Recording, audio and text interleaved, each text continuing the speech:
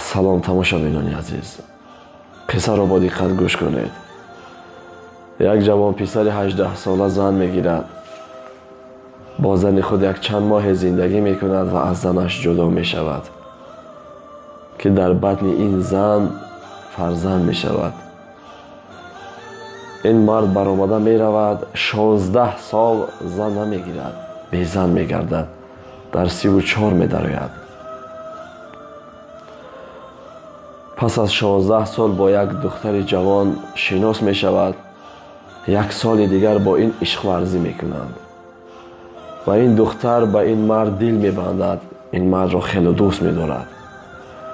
و این مرد می گوید به خانه ما به خواستگاری بیا، من مادرم را راضی می گردانم.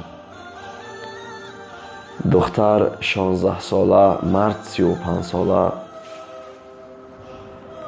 این مرد به خواستگاری می آید.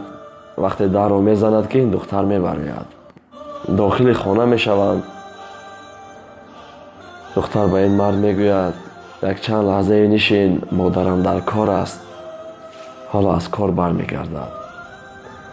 یک چند ساعت می نشیند که مادر بر می گردد. وقتی داخل خانه می شود به نزد معشوقه دخترش می دراید. وقتی که می دراید و می بیند مرد را، زن را دلش می زند،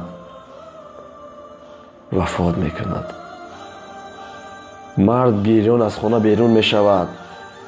یک چند سال دیگر با گریه و با عذاب مشقت کرده و مردم از دنیا می گذرد.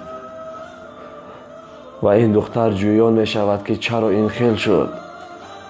در دیدن این مرد مادرم دلش زد و وفات کرد. پرسان می شود این مرد پدرش بوده است.